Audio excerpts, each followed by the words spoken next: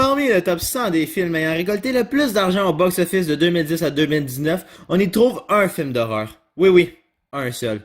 Mais comment ça se fait que ce genre soit si peu populaire au box-office comparé aux autres, tels que l'action ou l'animation par exemple, alors qu'il est tant implanté dans la pop culture, et comment a-t-il évolué durant les dernières décennies? Retraçons son histoire de 1970 à aujourd'hui. Avant tout, l'horreur est plus un méga-genre qu'un genre selon moi. Je m'explique. Pour votre information, le mot méga-genre n'existe pas, je viens de l'inventer. Mais je trouve qu'il s'associe bien à l'horreur, puisque l'horreur est un genre qui regroupe une tonne de sous-genres. Pour ce documentaire, j'ai décidé de décortiquer ces sous-genres les plus populaires, puisqu'ils ont chacun leur histoire et leur époque distincte. En premier, nous avons celui qui est certainement, selon moi, le plus populaire, le slasher. Le slasher consiste à raconter l'histoire d'un groupe de personnes, souvent composé d'adolescents ou de jeunes adultes, qui deviennent la proie d'un tueur en série.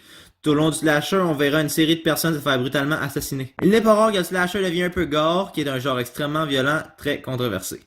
Le gore démontre couramment des quantités astronomiques de sang, des membres arrachés et des gens torturés. Je présume que vous pouvez facilement imaginer pourquoi ce genre est la plupart du temps associé à l'horreur. En 1970, là où débute notre recherche, le gore devient officiellement un genre reconnu, quoique très peu populaire, et le terme commence à être utilisé en partie grâce au succès des années 60 Bloodfest, qui a récolté 4 millions de dollars pour un budget d'environ 24 000 dollars, et il est considéré par la majorité comme étant le premier film gore de l'histoire d'Hollywood. Malgré le succès surprenant de Bloodfest, peu de films gore font leur apparition lors des années 70 parce que c'est très rare que ce genre soit réellement rentable. En sortant un film gore, le producteur élimine directement le potentiel public familial, même si c'est rarement le public que tu vises en faisant un film du genre. Il élimine directement également le public facilement choquable et même dans le public restant, plusieurs n'aiment tout simplement pas ce genre extrêmement controversé. Les seules rares fois qu'un film gore était une vraie réussite durant les années 70 étaient lorsqu'il faisait un gros scandale dû à leur violence. Par exemple, les documentaires Face of the Dead sortis en 1978 a utilisé des réelles scènes de meurtre par moment, sans aucun respect pour la dignité des morts présentées durant le film. Comme le dit si bien le proverbe, qu'on parle de moi en bien ou en mal, peu importe, l'essentiel c'est qu'on parle de moi. Et les publicistes du film Cannibal Holocaust, sorti en 1980, l'ont bien compris en faisant croire au public que des cadavres dans le film sont des vrais alors que c'était faux. Ça a créé un scandale énorme autour du film, ce qui a attiré la curiosité de plusieurs personnes et le film fut une énorme réussite récoltant 2 millions de dollars au box-office pour un maigre budget de 100 000 dollars. Dans le cas du slasher, contrairement au gore, il n'y a pas de clair et définitif premier film du genre et les historiens sont indécis sur le sujet. Certains disent que le cultissime Psycho de Alfred Hitchcock sorti le 8 septembre 1960 est le précurseur du genre. D'autres disent que c'est Peeping Tom sorti 5 mois plus tôt qui est le réel précurseur. D'autres disent qu'en vérité, le réel premier film qui rentre dans la case de slasher est de Texas Chainsaw Massacre de Toby Hope sorti en 1974. Mais encore là, pour beaucoup, le Texas Chainsaw Massacre n'est pas un réel slasher, disant que son côté mixant plus le survival et le gore que le slasher. Bref, c'est compliqué et imprécis. L'important est de savoir qu'en 1970, le genre est toujours loin d'être démocratisé. C'est Bob Clark qui, avec son film Black Christmas, lance la formule la plus utilisée et populaire du slasher avec un groupe de jeunes, des étudiantes en résidence dans le cas de Black Christmas, un tueur psychopathe qui les tue une par une, dans la majeure partie des slashers, il porte un masque, mais pas dans le cas de Black Christmas particulièrement. Et pour finir, un personnage féminin survit à la fin. C'est le personnage de Jessica Bradford dans Black Christmas, le film dont on parle. Cette survivante de fin de film est couramment surnommée The Final Girls pour l'anecdote. Même s'il fut un plutôt beau succès, Black Christmas n'arriva malheureusement pas à populariser le genre. Non, le film qui a reçu cet honneur est Halloween, sorti 4 ans plus tard, qui fut une réussite phénoménale, qui a fait l'équivalent d'environ 144 fois son budget. Après Halloween, les slashers ont déferlé avec souvent beaucoup de succès. C'est à cette période que la grande partie des films kills du genre sont apparus, tels que When a Stranger Calls et Friday the 13th, qui nous présentaient Jason Voorhees, sans qu'il soit le tueur principal du film. Effectivement, contrairement à la croyance populaire, ce n'est pas Jason Voorhees l'antagoniste de Friday the 13th, mais plutôt sa mère. Il faudra attendre le 3e opus de la série avant que Jason porte enfin son emblématique masque de hockey. Autre petite anecdote au sujet des masques emblématiques de tueurs de slasher. Savez-vous que le masque de Michael Myers dans Halloween est en vérité un masque raté du Captain Kirk dans la série Star Trek? Je trouve ça intéressant. Un autre des genres de l'horreur dont on va suivre l'histoire durant ce documentaire est un sous-genre qui n'a pas de réel nom, mais dont le pitch est simple, des animaux, souvent des requins, tuent des humains. Le plus célèbre genre étant Jaws de Steven Spielberg, qui fut le tout premier blockbuster de l'histoire du cinéma en général. Pour ceux qui ne savent pas c'est quoi un blockbuster, c'est un type de production, pas obligatoirement cinématographique, qui a un très gros budget et qui investit beaucoup d'argent dans la promotion du film dans le but que celui-ci soit extrêmement populaire et rentable. Même si Jaws n'est pas le tout premier film d'animaux meurtriers de l'histoire, Alfred Hitchcock ayant sorti The Birds 12 ans auparavant, Jaws fut le film qui popularisa le genre qui, au fil des années, a acquis une réputation très nanardesque. Pour ceux qui ne savent pas c'est quoi un nanar est tout simplement un film tellement mauvais, entre guillemets, qu'il en devient intéressant dans sa pochitude. Je sais que c'est pas un mot, mais encore une fois, je trouve que ça s'associe bien au contexte. Les nanars ont souvent peu d'idées artistiques et mettent en vedette des situations peu probables, mais attirants. Par exemple, Orca, sorti 2 ans après Jaws, qui met en vedette une baleine tueuse, peut être considéré comme un nanar. En parlant de nanar, on va maintenant s'attaquer à un nouveau sous-genre, les films de monstres des années 30. Pour la petite histoire, lors des années 30, Universal a connu un énorme succès avec plusieurs monstres tels que Dracula, Frankenstein, l'homme invisible, le loup-garou et plein d'autres. Et puis, vous connaissez Hollywood, on trouve un créneau qui marche, on va en abuser jusqu'au jour qu'ils ne valent plus rien. Durant les décennies qui ont suivi, une quantité inimaginable de dérivés de ces personnages sont sortis, et quand je dis inimaginable, je pèse mes mots.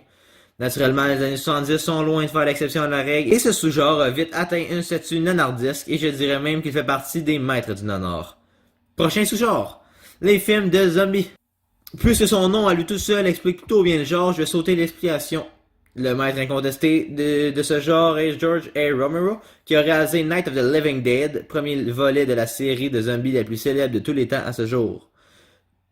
Surprenamment, malgré l'énorme succès de The Night of the Living Dead sorti en 1968, très peu de films de zombies notables sont sortis durant les années 70, autre que la suite Dawn of the Dead, toujours réalisé par George A. Romero, qui fut de nouveau un énorme succès et critique et commercial. Ce qui est exceptionnel, puisque c'est extrêmement rare qu'une suite de films d'horreur fût un succès critique et commercial.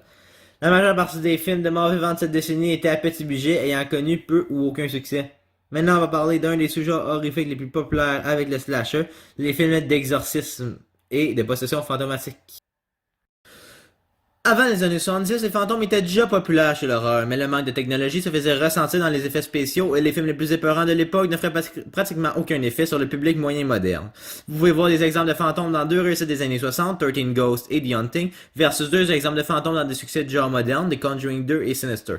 Or, c'est justement durant les années 70, en 1973 pour être plus précis, qu'un film révolutionne l'horreur avec un costume et des effets spéciaux qui font toujours frissonner les plus braves d'entre nous, The Exorcist.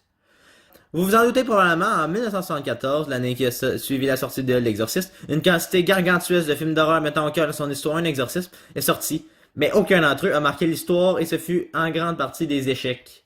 Idem pour 1975 et 1976, à une exception près, The Omen, qui encore aujourd'hui est une référence dans le genre et le scénario va se répéter durant les années qui suivent, mais à une moins grande échelle. Une certaine quantité de films de possession et d'exorcisme sortent annuellement. C'est loin d'être le genre le plus produit à l'époque, mais il n'est pas oublié non plus. Et environ 2-3 ans, un très gros succès dans le genre sort. En 1979, on a eu le droit à The Amityville Horror. En 1981, c'est Evil Dead, qui est sorti du lot, suivi par Poltergeist l'année suivante. Ainsi de suite tout le long des années 80. Et voilà, on y est enfin, les années 80. Maintenant, on va parler d'un sous-genre qui n'est pas vraiment un sous-genre pour l'instant. Ce n'est pas clair, mais vous allez vite comprendre. On va parler des adaptations d'œuvres de Stephen King. Effectivement, cet auteur a tellement été influent dans la littérature horrifique qu'il a en même temps eu un impact considérable dans l'histoire du cinéma horrifique. Il suffit de 2 ans avant que son tout premier roman, Carrie, soit porté au grand écran. C'est le célèbre réalisateur Brian De Palma qui a réalisé le film qui fut un succès en 1976. Le film fut d'ailleurs nommé pour 2 Oscars. Cependant, il faudra attendre 1980 avant de voir une nouvelle adaptation du maître moderne de l'horreur au cinéma, et c'est nul autre qu'un des plus grands réalisateurs de tous les temps qui va réaliser cette seconde adaptation, Stanley Kubrick. En 1980, Stanley Kubrick était déjà célèbre pour les films tels que Clockwork Orange, Doctor Strangelove et 2001 A Space Odyssey, mais c'est pour beaucoup avec Shining qu'il signa son plus grand chef-d'œuvre. Or, même si aujourd'hui la majeure partie de la population considère ce film comme étant un énorme chef-d'œuvre, lors de sa sortie, les critiques n'étaient pas autant enthousiastes et le film, sans être un échec, ne fut pas une énorme réussite au box-office. Malgré cela, Stephen King est devenu un auteur très célèbre et c'est pour cette raison qu'à partir de 1983, plein d'adaptations de ce livre sortent au cinéma. De 1983 à 1986, il y a pas moins de 9 films inspirés de ses travaux qui sont sortis au cinéma, dont 8 étant des films d'horreur. En dépit de la renommée de l'auteur, ces films furent majoritairement des échecs ou des petits succès ne marquant pas les esprits. Les seuls films notables du type de cette période sont Children of the Corn et Cujo. Les studios, voyant que Stephen King n'est finalement peut-être pas un auteur qui attire tant de monde que ça, aucune adaptation de l'auteur sortie durant 2 ans. C'est avec Pet Sematary le 21 avril 1989 que Stephen King renoue avec Hollywood, et le film fut justement une réussite notable. Sinon, durant les années 80, le cinéma de l'horreur s'est fait plus silencieux en général. Pour le slasher, à la suite de la sortie d'Halloween, une quantité astronomique de films du genre sortent au début de la décennie, certains étant très marquants, d'autres beaucoup moins. Idem pour les films de zombies et de monstres classiques qui connaissent certains succès et plusieurs échecs. Après le succès de Cannibal Holocaust, les films gore ont également connu un boost de production, mais n'ont pas connu un boost de popularité chez le public pour autant.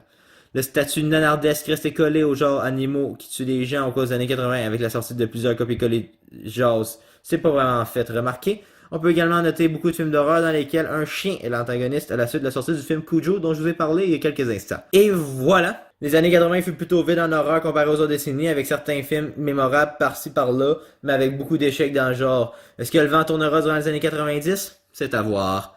En termes d'adaptation de livres de Stephen King, ça l'explose. Stephen King a maintenant acquis son statut d'auteur de renom et pratiquement chaque roman qu'il sort est adapté en film dans les années qui suivent. Malheureusement, ces films sont loin d'être tout aussi bons que les livres dont il décolle, et en fin des années 90, le genre disparaît de nouveau. Le seul film notable sorti en 1990 qui vient de l'imaginaire de M. King est Misery, qui nous a donné un des personnages féminins les plus terrifiants de l'histoire d'Hollywood. Je parle de films notables horreur, parce qu'il y a The Green Mile, par exemple, de Shawshank Redemption, qui sont très notables, mais qui sont loin d'être de l'horreur, fait que je les considère pas vraiment. Sinon, très peu de films des années 90 sortent du lot, et le genre horrifique en général est beaucoup moins fructueux. Après la seconde partie des années 80 qui fut tout de même désastreuse pour le genre, nous étions en droit de se dire que la fin de l'horreur approchait courant années 90. À l'exception de The Silence of the Lambs qui s'approche plus du policier que de l'horreur, les films d'horreur sont très peu respectés par les cinéphiles à cette époque. Le seul côté positif dans l'horreur du début des années 90 est que les films de monstres sont enfin devenus sérieux avec des budgets considérables, avec Bram Stoker's Dracula, qui met entre autres en vedette Gary Oldman, Mary Shelley's Frankenstein qui a comme acteur principal Robert De Niro, et Sleepy Hollow qui nous raconte l'histoire du cavalier sans tête avec Johnny Depp le fameux. Toutefois, ce genre n'est pas assez populaire pour repopulariser l'horreur et le genre semble toujours mort au milieu de la dernière décennie du 20e siècle. Mais un film sorti en 1996 changea la donne. Le film Scream de Wes Craven donnait un nouveau souffle à un genre qui semblait de plus en plus en manque de souffle. Qui sait, Wes Craven a peut-être sauvé l'horreur avec son film Scream. Mais comment ce film a-t-il pu donner une seconde chance au genre horrifique à lui tout seul, ou plus spécifiquement au genre du slasher? Avant tout, le film se voulait ambitieux. Il voulait aller à contre-courant des autres films d'horreur et ce fut un pari plus que réussi. Pour commencer, le casting était déjà en grande partie célèbre à l'époque. Il faut savoir qu'encore aujourd'hui, c'est très rare qu'on voit une vedette dans un film d'horreur pour plusieurs raisons, mais en majeure partie parce que c'est un genre qui touche une grande partie de sa rentabilité dans le fait qu'il n'est pas cher. Une vedette, ça coûte cher. Ce qui vient contrecasser le concept d'un film d'horreur. Mais Wes Craven l'a tout de même fait en engageant Drew Barrymore, qui était une enfant star des années 80. Et ce qui est encore plus fort, c'est qu'il a fait comme ce qu'Alfred Hitchcock a fait 36 ans auparavant avec son film Psychose. Il a pris une actrice célèbre comme tête d'affiche, mais la tua très tôt dans le film. Excusez pour le spoiler pour ceux qui l'ont pas vu. Mais ce n'est pas tout. Nous y trouvons également Rose McGowan, qui commençait à acquérir un peu de notoriété à l'époque. L'actrice principale Neve Campbell était également déjà célèbre grâce à son rôle dans la série Party of Five, et surtout, dans le rôle de la journaliste Gail Withers, nous trouvons la vedette rendue internationale grâce à son rôle de Monica Geller dans la série Friends, Courtney Cox. Tout ce casting composé d'actrices célèbres avait pour but d'attirer et d'initier plus de femmes à l'horreur. L'autre aspect qui a transformé ce film en véritable réussite est qu'il joue avec les codes du slasher et il réussit à sortir des clichés du genre imposés lors du début des années 80. Scream fut un succès international et relancé à la mode du slasher avec des films tels que I Know What You Did Last Summer, Urban Legend et Final Destination, avait également un retour de vieilles franchises grâce à Jason Hicks, Freddy vs. Jason, Halloween Resurrection, Hellraiser 5, etc. En 1998 sort Psycho, le remake du cultissime film du maître du suspense Alfred Hitchcock. Ce film marqua d'aucune façon les esprits, mais l'annonceur de l'arrivée des remakes de films cultes lors du début des années 2000. Mais on verra ça plus tard en détail. Pour finir les années 90 en beauté, un nouveau sous-genre se popularisa grâce au film de Blair Witch Project sorti en 1999, mon erreur, et c'est le found footage. Le found footage consiste à être un film entièrement ou partiellement filmé grâce à une caméra tenue par les personnages, comme si on découvrait d'anciennes archives vidéo, d'où vient le nom found footage.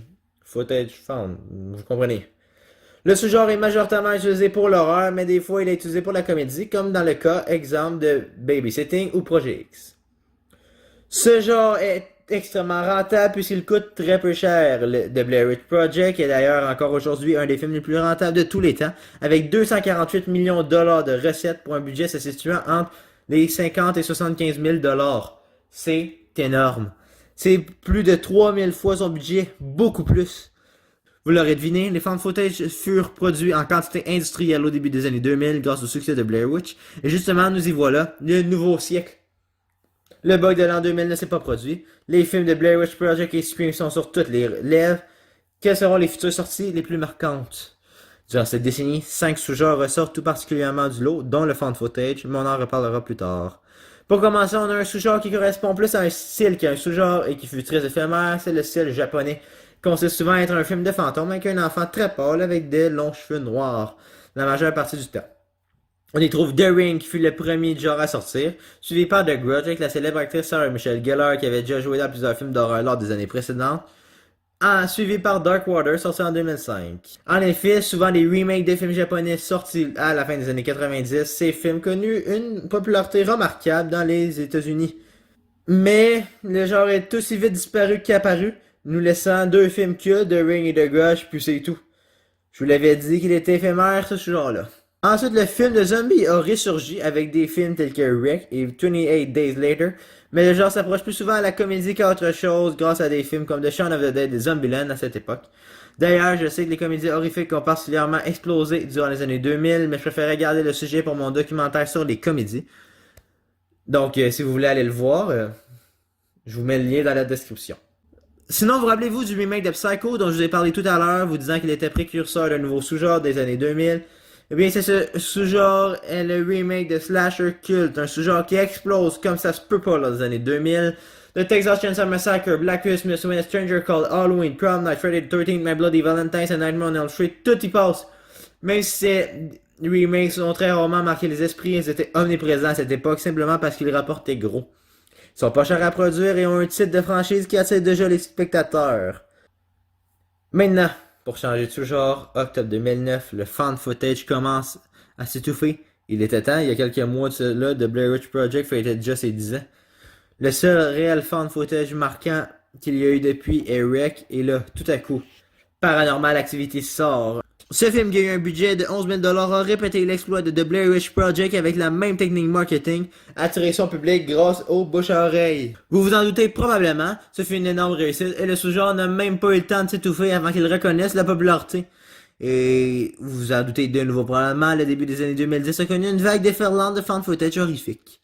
Mais retournons un peu dans le temps pour arriver en 2004, l'année où un film a repopularisé un genre disparu depuis des années. Tout commença lorsque 2 étudiants australiens graduèrent de l'école du cinéma. Ils n'avaient pas beaucoup de budget, mais ils décidèrent tout de même de faire un film. Ils sont allés voir plusieurs producteurs avant d'enfin réussir à obtenir un budget de 1,2 million de dollars pour leur pitch. Au final, ils ont réussi à réaliser leur film qui sortit dans les salons en 2004. Leur nom aux 2 Australiens, c'est James Wan et Leigh Whannell, et le film en question est ça. C'est un renouveau pour le film gore et la popularité du genre des années 2000 est surprenante. Cette popularité soudaine du film gore lui a donné un nouveau nom très péjoratif, souvent utilisé par ses détracteurs à la base, mais que les fans se sont appropriés avec le temps. Ce terme est torture porn, et je vous pense inutile d'expliquer en quoi c'était à la base péjoratif de dire ça. Le torture porn est devenu un genre surprenamment populaire puisqu'il est très peu accessible et très peu de gens l'aiment. Par exemple, moi qui adore les films d'horreur, j'aime pas du tout les films de ce genre, mais c'est totalement subjectif. Le torture porn s'approche du slasher, la principale différence est que dans le slasher, le tueur tue, et c'est tout, alors que dans l'autre genre, l'antagoniste prend la peine de torturer ses victimes. Notre principale différence est que le slasher finit souvent quand même bien avec une Final Girls, comme je vous l'ai dit tout à l'heure, alors que c'est rarement le cas dans le gore moderne. Je ne vais pas plus m'attarder à ce sous-genre car il est presque aussi vite disparu qu'il est apparu comme les films de style japonais.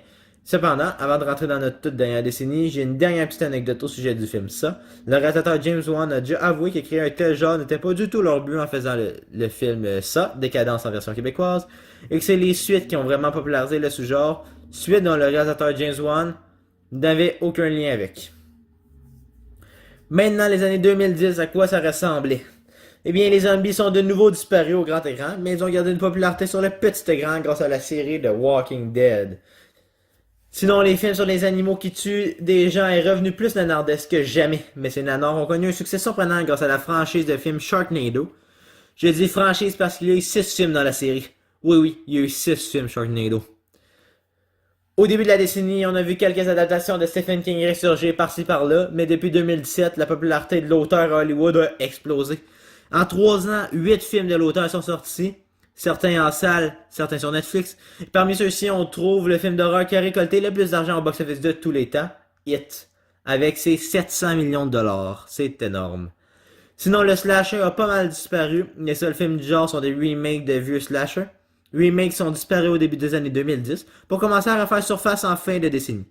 Le fan footage continue d'exister sans avoir trop de succès. Comme je l'ai dit tout à l'heure, le film gore est disparu, mais pas à 100%.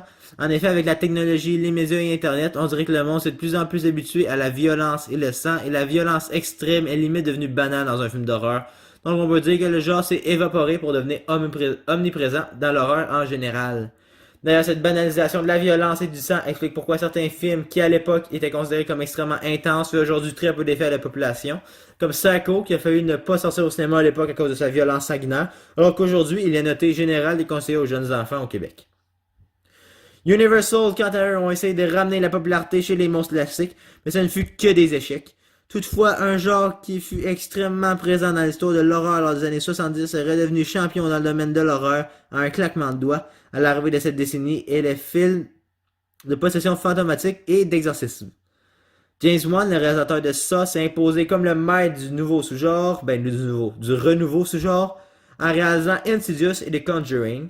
Sinon, il y a également eu Annabelle, Sinister et les suites aux Paranormal Activities qui ont grandement fait parler d'eux. Au final, selon moi, à quoi ressemblera le futur du cinéma horrifique? Personnellement, je pense que les remakes de slasher vont redevenir populaires puisque la nostalgie est de plus en plus mise de l'avant à Hollywood. De nos jours, une tendance commence à se créer depuis 2019 avec les films Child's Play et Black Christmas. Sans compter Candyman qui est supposé sortir courant en 2020-2021. Vous savez que le COVID, c'est pas vraiment clair. Je sens qu'I Know What You Did Last Summer et Hellraiser vont certainement finir par y passer lors de la prochaine décennie. De plus, je pense que les adaptations de Stephen King vont sortir au cinéma à l'appel, considérant la réussite phénoménale de It, sans considérer que 11 films à venir basés sur des livres de Stephen King ont été annoncés. C'est énorme. Pour finir, j'ai l'impression qu'un nouveau sujet extrêmement populaire qui sort de nulle part va arriver, un peu comme le fan footage il y a quelques années. Avant de quitter, si vous avez 2 minutes de libre, j'ai mis dans la description un lien de questionnaire. Il est très court et ça m'aiderait énormément si vous pouviez y répondre puisque j'ai besoin d'évaluer votre niveau de connaissance acquise lors de l'écoute de mes 5 documentaires audio. Vous pouvez aller les voir, les 4 liens sont dans la description puisqu'ils ont été créés dans le cadre d'un projet scolaire. Sur ce, merci d'avance et passez une belle soirée à frissonner.